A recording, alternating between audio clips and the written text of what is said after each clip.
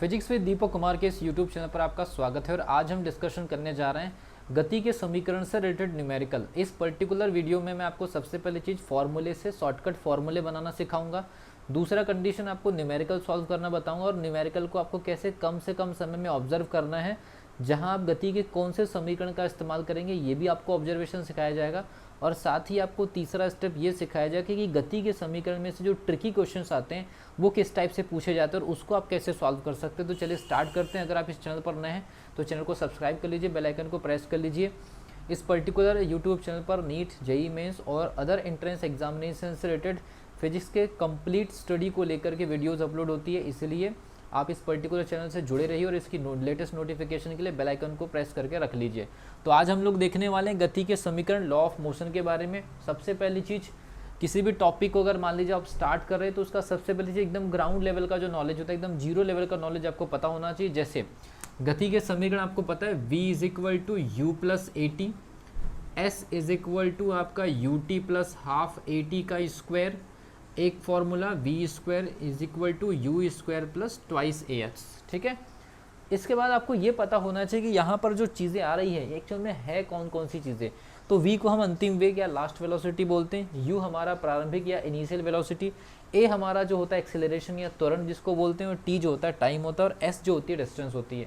इस फॉर्मूले को हम अंडर ग्रेविटेशन भी इस्तेमाल कर सकते हैं। जैसे मान लीजिए v = हम यहाँ पर लिखेंगे u + gt, s = ut + ½ gt का स्क्वायर, और v²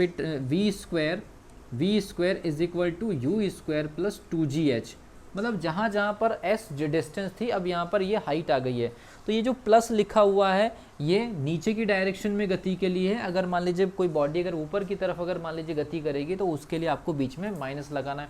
पहली कंडीशन तो ये होगी, आपको फॉर्मूले पता हुआ है। अब इसमें जो क्वेश्चंस पूछे जाते हैं न्यूमेरिकल बेस, वो उसकी 3 वेराइटीज़ लगभग पूछी जाती है।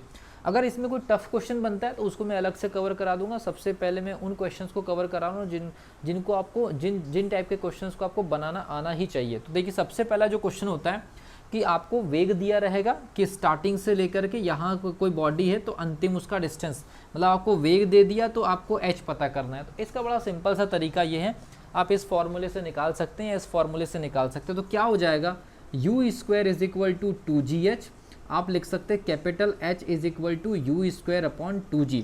पहले तो आपने एक फॉर्मूला बना लिया। पहला फॉर्मूला या पहली कंडीशन ये हो सकती है कि आपको नीचे से या स्टार्टिंग का वेग दे दिया जाए और आपको ये पूछा जाए कि कितनी डिस्टेंस कवर हुई। तो ये एक चीज़ हो गई, जबकि बॉडी अंत समय में रुक गई है कि मैक्सिमम डिस्टेंस कितना कवर हो। तो ये फार्मूला आपको इस्तेमाल करना है।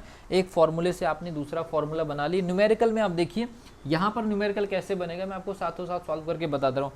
u की वैल्यू अगर मान लीजिए अप्रॉक्सीमेट अगर हम वैल्यू देख ले कि अगर u की वैल्यू अगर 20 मीटर पर सेकेंड है तो 20 का स्क्वायर कर देंगे, और g की वैल्यू हम नॉमिनल 9.8 रखते हैं, लेकिन अगर सॉल्यूशन के लिए 10 रखें तो ये हो जाएगा आपका 2 × 10 दैट इज इक्वल टू ये 400, और ये आपका कितना हो जाएगा 20। तो अगर हम इसको काट देंगे तो ये आ जाएगा कितना 20 मीटर। मतलब एक बॉडी का वेग, प्रारंभिक वेग अगर 20 मीटर, अगर मान लीजिए 20 मीटर पर सेकंड है और वो बॉडी जो है आसमान की तरफ जा रही है तो 20 मीटर की ऊंचाई तक जाएगी अकॉर्डिंग टू न्यूमेरिकल सॉल्यूशन, जबकि जी की वैल्यू इतनी है। तो एक वैरायटी तो ये हो गई सिंपल न्यूमेरिकल की। एक और वैरायटी पूछी जाती है जिसमें बॉडी अगर ऊपर से आ रही तो अंतिम वेग कितना होगा। बॉडी अगर ऊपर से आ रही तो अंतिम वेग कितना होगा। इस पर्टिकुलर कंडीशन के लिए आप इसी फॉर्मूले का इस्तेमाल कर सकते हैं, और यहाँ पर अंतिम वेग निकालने के लिए आपको क्या करना पड़ेगा, u = 2gh रखना पड़ेगा। बॉडी का टोटल हाइट दिया होगा कि कितनी ऊंचाई से आ रही। फॉर एग्जांपल अगर ये 100 मीटर की ऊंचाई से आ रही है तो हम ऐसा रखेंगे 2 × 10, 10 का मतलब यहाँ g से है, ठीक है भी। और h की वैल्यू अगर मान लीजिए 100 मीटर है तो 100 में 10 का मल्टीप्लाई करेंगे 1000 हो जाएगा, 1000 में मल्टीप्लाई कर देंगे 2 का तो ये हो जाएगा आपका 2000। अगर मान लीजिए यहाँ पर अगर आप कोई ऐसी कोई नंबर्स अगर रखें जिससे आप इजीली सॉल्व कर पाएँ, तो u की वैल्यू हो जाएगी आपकी 400 इंटू आपका 5, और 400 जो होता है 400 आप जानते हैं 400 का वर्गमूल जो होता है वो होता है आपका 20, और ये हो जाएगा आपका √5, 20 × 2.236।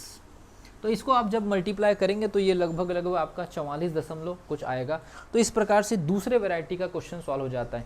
तीसरी एक और वैरायटी है इस पर्टिकुलर सेक्शन के अंदर, और वो है गति के सेकंड समीकरण से या इस वाले से कि इतने मतलब इतनी ऊंचाई से बॉडी आ रही है तो कितना टाइम लगेगा, या इतने टाइम तक अगर कोई बॉडी गति कर रही है तो कितनी ऊंचाई तक जाएगी। तो इसका सिंपल फॉर्मूला ये हम इस्तेमाल कर सकते हैं, कैपिटल एस या H is equal to, simple सा है, capital H is equal to इतने ऊंचाई से अगर बॉडी आ रही है तो कितना टाइम लगेगा।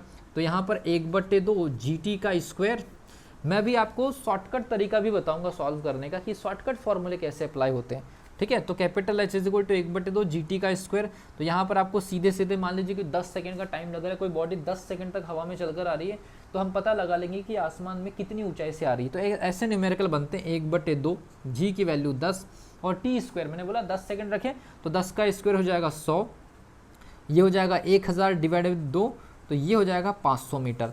तो ये बेसिकली 3 न्यूमेरिकल बनते हैं इस पर्टिकुलर सेक्शन में, और ये तीनों न्यूमेरिकल एग्जामिनेशन में पूछे जा सकते हैं, संभावना है।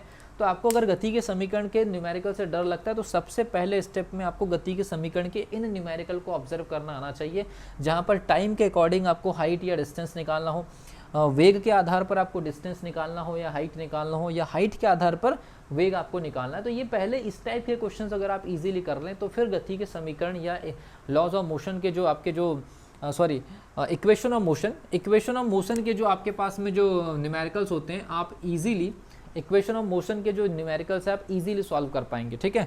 तो ये आपको याद रखना है सबसे पहली चीज़। अब ट्रिकी फॉर्मूले कैसे बनते हैं, तो इस वीडियो में नहीं, मैं अगली वीडियो में आपको बताऊंगा कि गति के समीकरण के ट्रिकी फॉर्मूले आप बड़े इजीली बना सकते हैं। मिलता हूँ अगली वीडियो में, तब तक के लिए wish you all the best.